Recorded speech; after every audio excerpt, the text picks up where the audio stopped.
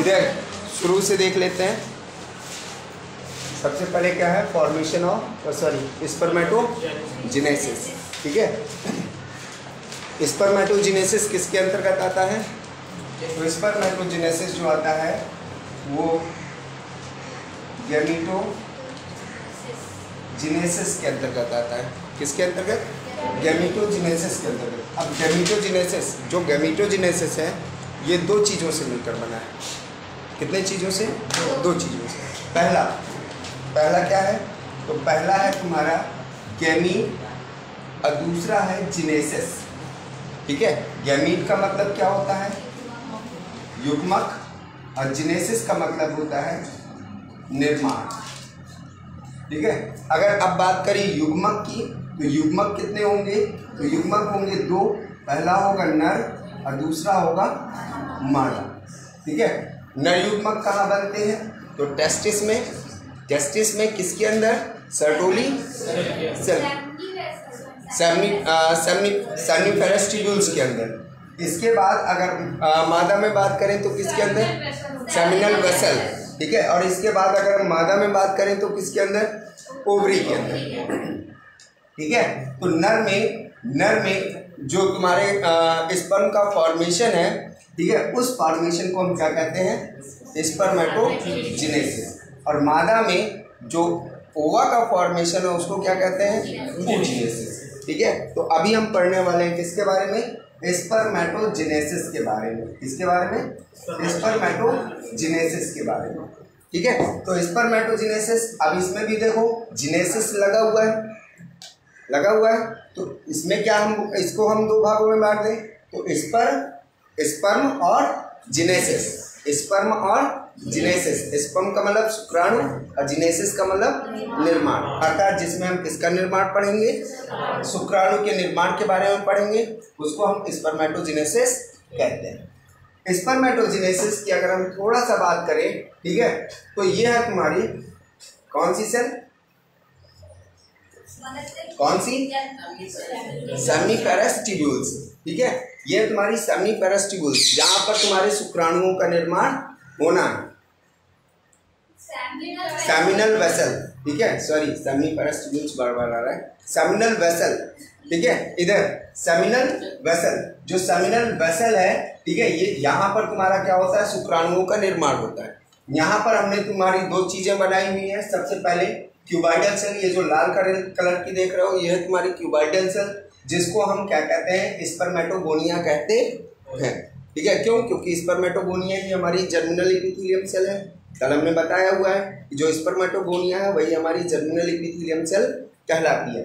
तो ये जो स्पर्मेटोगोनिया है, स्पर्मेटोगोनिया के बीच में कुछ बड़ी सेल पाई जाती हैं, जिसको हम सर्टोली सेल के नाम से जानते हैं। ठीक है, तो ये जो तुम्हारी स्पर्मेटोगोनिया है, ये स्पर्मेटोगोनिया की बेटा जो सेल होती हैं, यही सेल क्या करती हैं? स्पर्म फॉर्मेशन में मदद करती हैं। ठीक है, तो आ जाओ स्पर्मेटोगोनिया, ये हमने बना रखी हुई है। जो स्पर्मेटोगोनिया होती है, जिसको हम मदर सेल कहते हैं। मदर सेल क्यों कहते हैं? क्योंकि यही विभाजित होकर क्या करेगी? स्पर्म का फॉर्मेशन करती है। कौन सी? स्पर्मेटोगोनिया। हमने बताया हुआ था कि चाहे वो मेल हो या फीमेल हो, स्पर्मेटोजेनेसिस हो या oogenesis हो, दोनों जो जेनेसिस हैं, उसकी हमारी तीन अवस्थाएं होती हैं। कितनी अवस्थाएं होती हैं? तीन अवस्थाएं होती हैं। पहली होती है कौन सी? मल्टीपल फेज, और दूसरी कौन सी? Growth phase. तो मल्टीपल फेज में क्या होगा कि मल्टीपल फेज में स्पर्मेटोगोनिया मदर सेल क्या करेगी? कई बार विभाजित होगी। अब कई बार विभाजित होने के बाद क्या करेगी? कई कोशिकाओं का निर्माण करेगी, और जो कैसी होगी? डिप्लॉयड होगी। मतलब उनमें गुणसूत्रों की संख्या कैसी होगी? मदर सेल के ही समान होगी, अर्थात स्पर्मेटोगोनिया के ही जैसी होगी। ठीक है, तो जो स्पर्मेटोगोनिया है वह कई बार विभाजित होकर क्या करती है? प्राइमरी स्पर्मेटोसाइट का निर्माण करती है, जिसमें गुणसूत्रों की संख्या या उसमें नंबर ऑफ न्यूक्लियस कितने होते हैं? डिप्लॉयड होते हैं। ठीक है, तो पहला हो गया मल्टीपल फेज। क्या? नहीं, सम। इसमें बता रहे हैं ना, इसमें मियोसिस सेकंड लिखा है, माइटोसिस, इसमें माइटोसिस होगा, इसमें मियोसिस फर्स्ट होगा। माइटोसिस समसूत्री और मियोसिस अर्धसूत्री। इसमें मियोसिस फर्स्ट होगा, फिर मियोसिस सेकंड होगा। मतलब तुम्हारी जो माइटोसिस होंगी उसमें कई बार माइटोसिस डिवीजन होगा। समसूत्री विभाजन स्पर्मेटोगोनिया में कई बार होगा, जिसमें से समान सूत्रों वाले हमारे स्पर्मेटोसाइट का निर्माण होगा। जब तुम्हारी प्राइमरी स्पर्मेटोसाइट बन जाएगी, इसके बाद तुम्हारी मियोसिस डिवीजन फर्स्ट आएगी, फिर मियोसिस डिवीजन तुम्हारी सेकंड आएगी। ठीक है, तो पहले क्या हुआ, स्पर्मेटोसाइट जो थी उसने मियोसिस डिवीजन किया, शॉर्ट में आप बना ले। हाँ, क्या थी, जो तुम्हारी पहली स्पर्मेटोगोनिया थी, यह स्पर्मेटोगोनिया क्या करती है, विभाजन करती है, कई बार विभाजन करती है, और विभाजन करने के बाद ये क्या करती है, डिप्लॉइड 4 सेल का निर्माण करती है, जिसमें क्रोमोसोम की संख्या कैसी होती है, मदर सेल के ही समान होती है। अर्थात सब में क्रोमोसोम की संख्या कितनी होगी, 2n। गुणसूत्रों की संख्या कैसी होगी, 2n होगी, अर्थात मदर के ही समान होगी। और जब उनमें से एक कोशिका नहीं, सारी की सारी कोशिकाएं क्या करेंगी, पोषक पदार्थों को लेंगी, अपने आकार में वृद्धि करेंगी। ठीक है, और तो जब वो पोषक पदार्थों को लेकर अपने आकार में वृद्धि कर लेती हैं, उसको हम क्या कहते हैं, प्राइमरी स्पर्मेटोसाइट कहते हैं। क्या कहते हैं, प्राइमरी स्पर्मेटोसाइट। तो पहला स्टेप हुआ मल्टीपल फेज। मल्टीपल फेज में क्या करते हैं, जो स्पर्मेटोगोनिया होती है या मदर सेल होती है, वह कई बार विभाजित होकर प्राइमरी स्पर्मेटोसाइट का निर्माण कर लेती है। और ये सब प्रोसेस कहाँ चल रही हैं, तो ये सब प्रोसेस स्पर्मेटोगोनिया या सेमिनल वेसल के अंदर चल रही हैं। ठीक है, सेमिनल वेसल के अंदर ये सारी की सारी प्रक्रियाएं चल रही हैं, जितनी ये प्रक्रियाएं हैं। ठीक है, तो ये जो स्पर्मेटोगोनिया है, यह स्पर्मेटोगोनिया माइटोसिस डिवीजन के द्वारा, समसूत्री विभाजन के द्वारा विभाजित होकर कई कोशिकाओं का निर्माण करती है, और सारी की सारी कोशिकाएं स्पर्मेटोगोनिया या मदर सेल के ही समान होती हैं। उनमें से कोई कोशिका क्या करती है, अपने आकार में वृद्धि करती है, पोषक पदार्थों को लेती है, अपने आकार में वृद्धि करती है, और वृद्धि करने के बाद क्या करती है, उसमें फिर चालू होता है अर्धसूत्री। फिर पहले ग्रोथ फेज आएगा, मल्टीपल फेज के बाद ग्रोथ फेज, जिसमें से ये क्या करेगी, अपने आकार में वृद्धि करेगी। हमारी ग्रोथ फेज खत्म। वृद्धि प्रवस्था यही तो है कि अपनी वृद्धि कर लेना। भाई हमारी वृद्धि हो गई, हमारी स्टेज खत्म।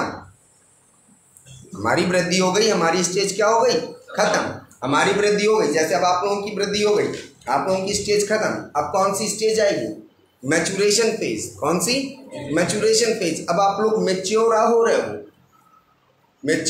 हो, इसीलिए अब घर वाले कहते हैं इतनी बड़ी हो गई, बुद्धि नहीं आई यार, है ना, हर काम उठ पटांग से। कब बड़ी होगी, क्यों, मैच्योर के लिए बोल रहे हैं कि आप लोग मैच्योर कब होगे, कब किसी काम को सही तरीके से करोगे, है ना। तो इसी के बाद ग्रोथ फेज के बाद कौन सी फेज आएगी, मैचुरेशन फेज। अब इसको मैच्योर करना है कहे में, तो जो हमारी प्राइमरी स्पर्मेटोसाइट है, यह प्राइमरी स्पर्मेटोसाइट मैच्योर होने के बाद किसमें बदल जाएगी, किसमें, स्पर्म में। किसमें, स्पर्म में। तो ये तुम्हारी कहलाएगी कौन सी फेज, मैचुरेशन फेज। यहाँ से तुम्हारी यहाँ से यहाँ तक की फेज कौन सी है, मैचुरेशन फेज। ये कौन सी फेज है, ग्रोथ फेज। ये कौन सी फेज है, मल्टीपल फेज। ठीक है, इसमें हमने एक एक स्टेप बनाया, बार बार ये हमने नहीं किया। ठीक है, जो हमने कल 3-4 बार करवाया था, हमने वो 3-4 बार ना करके हमने सीधे एक बार में उतार दिया है। ठीक है, इसके बाद आ जाओ कौन सी, मैचुरेशन फेज। तो मैचुरेशन फेज में प्राइमरी स्पर्मेटोसाइट जो थी, जिसने अपने आकार में वृद्धि कर ली है, वो मियोसिस डिवीजन करेगा। कौन सा, मियोसिस डिवीजन, जिसमें से जो प्राइमरी स्पर्मेटोसाइट है, उनमें गुणसूत्रों की जो संख्या थी वो क्या हो जाएगी, आधी हो जाएगी। क्या हो जाएगी, आधी हो जाएगी। अर्थात इसमें गुणसूत्रों की संख्या कितनी है, 46 है। कितनी है, 46। तो जब इसका विभाजन होगा, तो विभाजन के दौरान 23 क्रोमोसोम एक सेल में और 23 क्रोमोसोम एक सेल में आ जाते हैं, जिसके कारण इनको हम क्या कहेंगे? हैप्लॉइड कहेंगे। क्या कहेंगे? हैप्लॉइड, अगुणे। क्या कहेंगे? अगुणे। तो जैसे ही प्राइमरी स्पर्मेटोसाइट में मियोसिस डिवीजन होता है, अर्धसूत्री विभाजन होता है, तो हमारी सेकेंडरी स्पर्मेटोसाइट कैसी हो जाती है? हैप्लॉइड हो जाती है, अगुणित तो हो जाती है। और इसमें गुणसूत्रों की संख्या क्या हो जाती है? स्पर्मेटोसाइट से आधी रह जाती है। कैसी रह जाती है? आधी। इसके बाद जैसे ही सेकेंडरी स्पर्मेटोसाइट का निर्माण होता है, वैसे ही इसमें कौन सा डिवीजन चालू होता है? Meiosis division second. कौन सा? Meiosis division second. और मियोसिस डिवीजन सेकेंड के बाद फिर से इसमें अर्धसूत्री विभाजन होता है। अर्धसूत्री विभाजन के दौरान फिर से इसमें क्या होता है? गुणसूत्रों की संख्या फिर आधी होती है। अब ये कैसे? अब ये कैसे? अब ये ऐसे क्योंकि अभी जो गुणसूत्र है उसमें 2 क्रोमेटिड पाए जा रहे हैं। एक गुणसूत्र, ध्यान से देखना, यहाँ तृप्ति अतृप्त हो जाओगी। इधर हमारा ये जो गुणसूत्र है, ये गुणसूत्र ये कितने क्रोमेटिड से मिलकर बना है? 2। इसमें धागे के जैसी कितनी संरचना है? 2 है कि नहीं है? अब ये जब मियोसिस डिवीजन सेकेंड करेगा तो इसके ये जो क्रोमेटिड है इनको भी क्या कर दिया जाएगा? आधा कर दिया जाएगा, जिसके कारण ये स्पर्मेटिड का निर्माण कर लेंगे। ठीक है। अब बाद में ये जो क्रोमेटिड है ये फिर से गुठित होकर गुणसूत्र का निर्माण कर लेंगे। बात समझ में आ रही है? ऐसा नहीं है कि उसको फिर आधा करेंगे तो 23 का आधा करो। ठीक है। गुणसूत्र जो होगा वो क्रोमेटिड से मिलकर बना है, तो ये क्रोमेटिड क्या हो जाएंगे? ये क्रोमेटिड भी अलग हो जाएंगे और अलग अलग सेल में पहुंच जाएंगे और बाद में गुठित होकर फिर से क्या कर लेंगे? क्यों? क्योंकि इसमें रिप्लिकेशन करने की क्षमता पाई जाती है। क्यों? क्योंकि ये डीएनए और हिस्टोन नामक प्रोटीन से मिलकर बना है गुणसूत्र। पढ़ाया था 11 में फॉर्मेशन ऑफ क्रोमोसोम कि जो क्रोमोसोम होता है वो तुम्हारा किससे मिलकर बना होता है? डीएनए, और डीएनए के साथ उसमें एक प्रोटीन लिपट जाती है जिसको हम क्या कहते हैं? हिस्टोन प्रोटीन कहते हैं। और फिर ये आपस में गुठित होकर एक रोप के जैसी संरचना का निर्माण करते हैं जिसको हम क्या कहते हैं?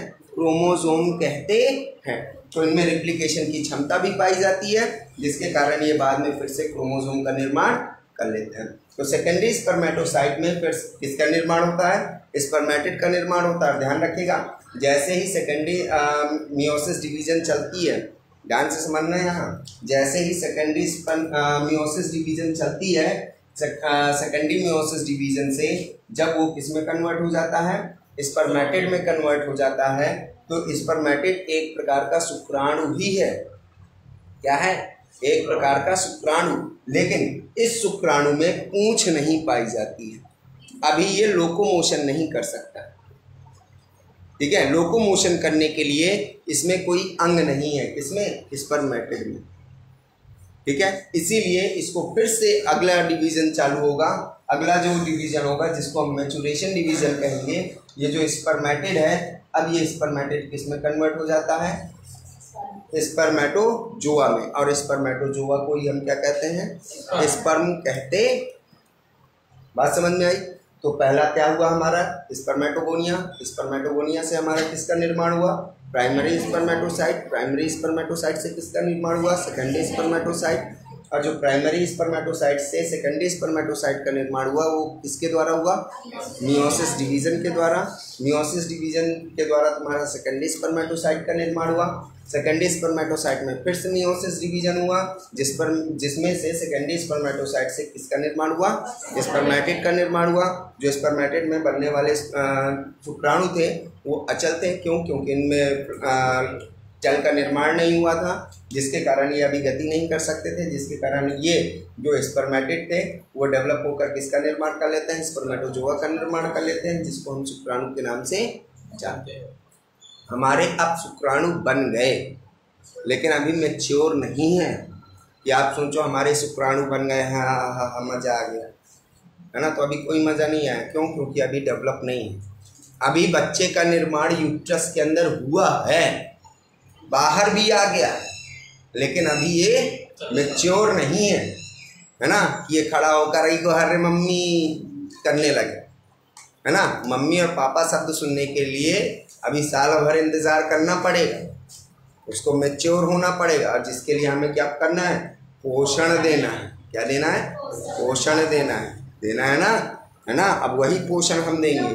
तो जैसे ही ये हमारे सेमिनल वेसल्स में पूरी तरह से शुक्राणु का निर्माण हो जाता है या स्पर्मेटोजोआ का निर्माण हो जाता है, ये क्या करते हैं, सेमिनल वेसल्स से बाहर आते हैं और कहाँ चले जाते हैं, कहाँ, सर्टोली सेल। सर्टोली सेल का काम हमने बता रखा हुआ है कि ये पोषण देने का काम, ऑक्सीजन देने का काम करते हैं ना। इसके बाद ये जो शुक्राणु होते हैं ये क्या हो जाते हैं, यहाँ पर मैच्योर हो जाते हैं। लेकिन भाई चलो हमने ये तो बता दिया, लिखवाया भी है ना, कि भाई सर्टोली सेल हमारी क्या करती है, पोषण देती है, या अनमेच्योर हमारे शुक्राणुओं को क्या करती है, पोषण देती है, उनको मैच्योर करती है, मीन्स एक धाय माँ का काम करती है। सर्टोली सेल एक आया का ही तो काम कर रही है, नर्स का ही तो काम कर रही है, कि जो बच्चा बाहर आ गया है अब उसको सेना पालना, ये सर्टोली सेल का ही तो काम है। तो ये आय माँ के जैसे कार्य कर रही है, वो भी ठीक है। लेकिन इसको एक्टिवेट कौन कर रहा है भाई, तो अब हार्मोन्स के बारे में देख लेते हैं।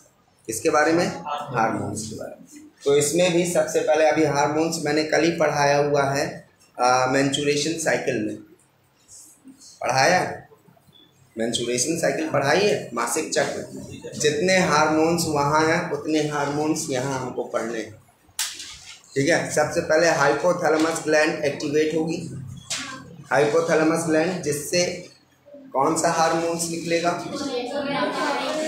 Gonadotropin releasing hormones. Gonadotropin releasing hormones का काम क्या है, पीयूष ग्रंथि को एक्टिवेट करना। अच्छा, पीयूष ग्रंथि एक्टिवेट हो गई तो फिर क्या होगा, LH और FSH का निर्माण होगा। तो रिया LH का फुल फॉर्म, ज्योति, लुटिनाइजिंग हार्मोन्स। कौन सा, लुटिनाइजिंग हार्मोन्स। और आशिफा FSH का फुल फॉर्म,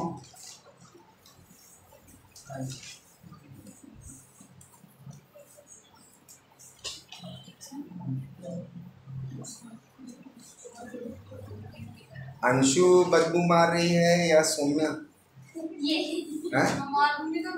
उतार लो उसको। हाँ, फिर अब बताओ FSH का फुल फॉर्म, तुम बताओ FSH का फुल फॉर्म।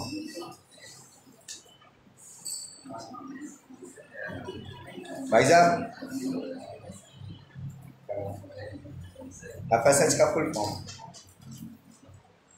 अब 3 तो बैठे हैं कि हमारा नाम भर ले, है ना, तुम बताओ। ये देखो हम जानते थे, 3 तो बैठे हैं।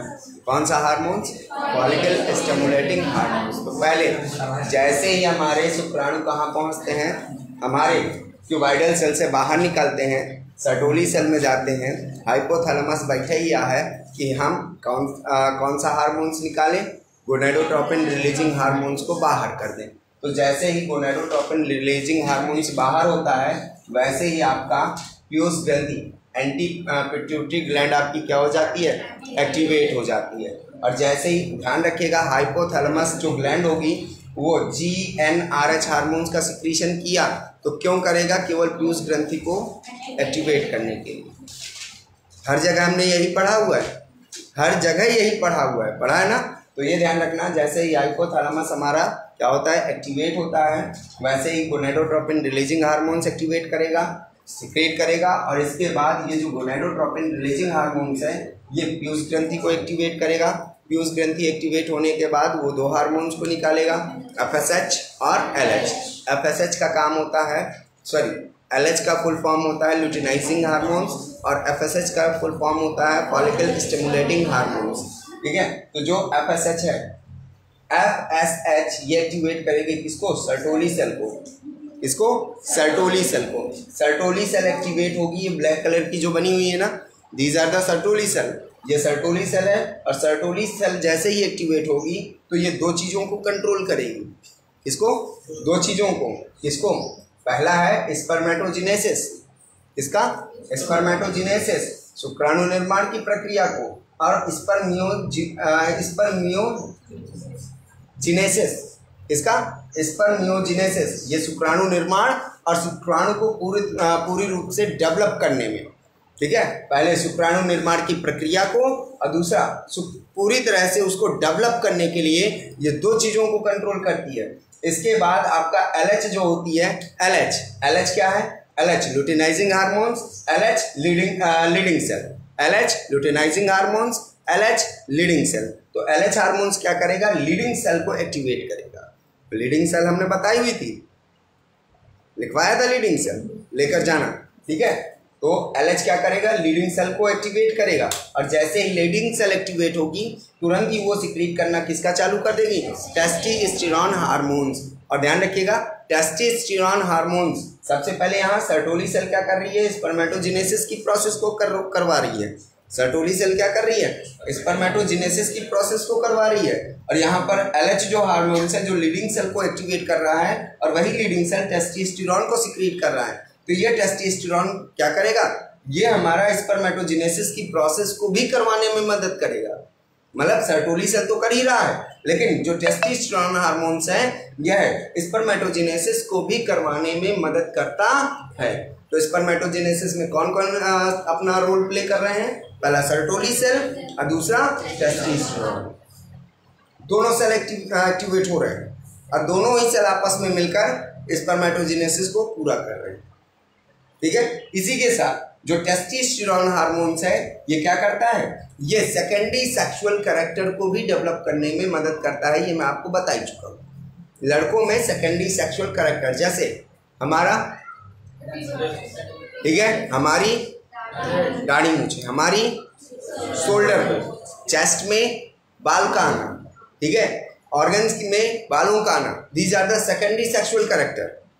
ये सेकेंडरी सेक्सुअल कैरेक्टर है। तो इन सेकेंडरी सेक्सुअल कैरेक्टर को डेवलप करने का भी काम किसका होता है?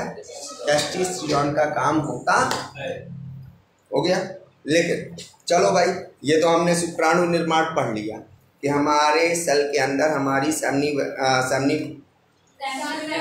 वेसल के अंदर, हमारी सेमिनल वेसल के अंदर शुक्राणु बन गए पर्याप्त मात्रा में। अब ये बताओ, खाना खाते हो तुम लोग, जहाँ कहीं पंगत में बैठे होते हैं, अब पेट भर जाता है, ठीक है, पेट भर गया, पूड़ी देने वाला है, सर पूड़ी देने वाला है, ठीक है। अब हमारे मुंह में कौल भरा है या हमारे मुंह में रसगुल्ला भरा है, अब वो कहता है सर पूड़ी है। अब अगर हम रख रहे हैं तो वो तो बर्बाद होगी। तो हम लोग क्या करते हैं?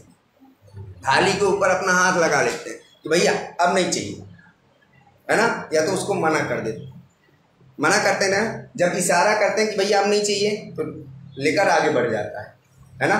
तो भाई हमारे भी सेल के अंदर, हमारे भी सेमिनल वेसल्स के अंदर हमारा क्या हो रहा है? शुक्राणुओं का पूरी तरह से निर्माण हो चुका है, पर्याप्त मात्रा में शुक्राणु बन गए हैं। अब भैया टंकी लीक ना होने पाए, टंकी लीक ना होने पाए, नहीं तो पानी नीचे गिरने लगेगा, है ना।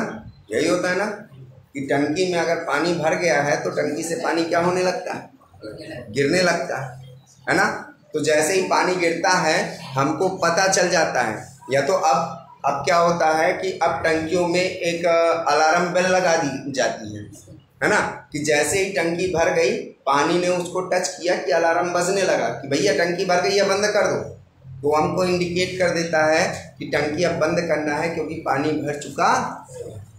इसी तरह से जब हमारे सेमिनल वेसल्स के अंदर पूरी तरह से शुक्राणु भर चुके होते हैं, डेवलप हो चुके होते हैं, तो अब उनको रोकना भी तो है कि नहीं रोकना, कि बनते रहने दें। अभी वो निकले हैं नहीं, तो बाकी जो हमारे शुक्राणु बनेंगे उनको हम कहाँ रखेंगे, है कि नहीं। तो उनको रोकना भी तो है, तो अब रोकेंगे कैसे?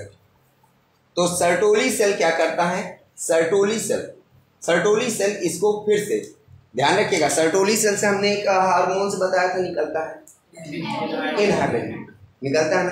तो जो इनहिबिन होता है वो जाता है पिट्यूटरी ग्लैंड को, क्या कर देता है? आदेश देता है कि भैया अंदर बहुत शुक्राणु बन चुके हैं, अब FSH का निर्माण करना बंद कर दो। पहले सुनो तो, FSH का निर्माण करना बंद कर दो। अगर हाँ करता है, LH को भी करता है, लेकिन LH को ध्यान रखिएगा, अगर LH हमारा बंद हो गया, LH तो हमारा टेस्टोस्टेरोन हार्मोन्स का सेक्रेशन कर रहा है, तो फिर सेकेंडरी सेक्सुअल कैरेक्टर कैसे डेवलप हो जाएंगे, है ना।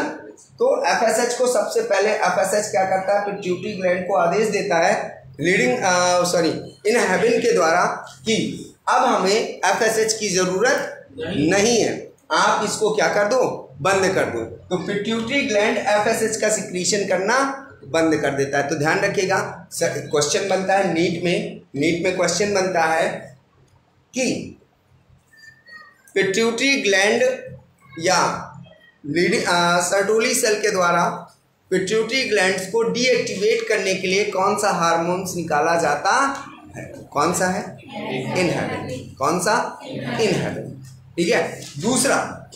दूसरा इसी का क्वेश्चन कि पिट्यूटरी ग्लैंड के द्वारा जो तुम्हारे स्पर्मेटोजेनेसिस की प्रोसेस है उसको डेवलप करने के लिए कौन सा हार्मोन्स निकलता है, FSH और LH, या टेस्टोस्टेरोन हार्मोन्स के डेवलपमेंट के लिए कौन सा हार्मोन्स निकलता है, LH हार्मोन्स। अच्छा, स्पर्मेटोजेनेसिस में कौन कौन से हार्मोन्स हमारे काम करते हैं, सर्टोली सेल दोनों, ठीक है, या FSH, ठीक है, कौन सा, टेस्टोस्टेरोन, LH और FSH दोनों हार्मोन्स हमारे काम करते हैं। क्यों? क्योंकि FSH हमारा किसका निर्माण करेगा, सर्टोली सेल, ठीक है, और इसके बाद जो LH है वो किसका निर्माण करेगा, टेस्टोस्टेरोन हार्मोन्स का। अब आ जाओ LH का, तो ध्यान रखिएगा जो लीडिंग सेल है, लीडिंग सेल और टेस्टोस्टेरोन मींस LH क्या करता है, तो टेस्टोस्टेरोन हार्मोन सीधे जाता है और किसको डीएक्टिवेट कर देता है, हाइपोथैलेमस को, ठीक है, हाइपोथैलेमस को डीएक्टिवेट कर देता है और पिट्यूटरी ग्लैंड दोनों को एक्टिवेट कर सकता है। तो ध्यान रखिएगा, डीएक्टिवेट करने का जो टेस्टोस्टेरोन का काम होता है वो दो लोगों का होता है, लेकिन जो तुम्हारी सर्टोली सेल होती है वो केवल एक ऑर्गन को डीएक्टिवेट कर सकता है, वो है पिट्यूटरी ग्लैंड। लेकिन टेस्टोस्टेरोन हार्मोन्स दो को कंट्रोल कर सकता है, किसको, पहला हाइपोथैलेमस और दूसरा पिट्यूटरी ग्लैंड। बात समझ में कि नहीं? तो यहाँ से क्वेश्चन आ जाता है कि टेस्टोस्टेरोन हार्मोन्स किस ग्लैंड्स को कंट्रोल करता है, पिट्यूटरी ग्लैंड, और सर्टोली सेल किसको कंट्रोल करती है, पिट्यूटरी ग्लैंड को। क्लियर है, ठीक है। तो ये है तुम्हारे हार्मोन्स जो हमारे स्पर्मेटोजेनेसिस को कंप्लीट करने में मदद करते। क्लियर है। अभी इसमें से कोई क्वेश्चन पूछो, है नहीं है तो एक काम करना है कि ये वीडियो तुम्हारी अपलोड इसलिए हमने कर दी है क्योंकि इनमें से कुछ चीज़ें होंगी, जैसे ये हार्मोन्स हो गए, है ना, तुम्हारे इंटर में है नहीं, लेकिन नीट में आपका बहुत अच्छे से पूछे जाते हैं, ठीक है। तो ये जितना भी है ये हमने बनाया हुआ है, नहीं पूरा कैप्चर है, पूरा है, हाँ वो पूरा है, थोड़ा सा रह गया वो हमने उसको भी ले लिया, ठीक है। तो ये बस ध्यान रखना है कि जैसे हमने यहाँ पर तुम लोगों को फिगर बनवाया है ये तो बना ही लेना है, इसी के नीचे हम अलग से एक फिगर और देंगे तुम्हें इसी का, ठीक है। पूरा जो हमने 2 से 4 बार यहाँ पर डिवीज़न करवाया है उसका भी हम दे देंगे, तो ये भी बना लेना है और उसके नीचे वो भी बना लेना है, दोनों सेम, ठीक है। तुम लोगों को पूरा समझ में आ जाएगा। आगे बात हटा दें, हाँ चलो।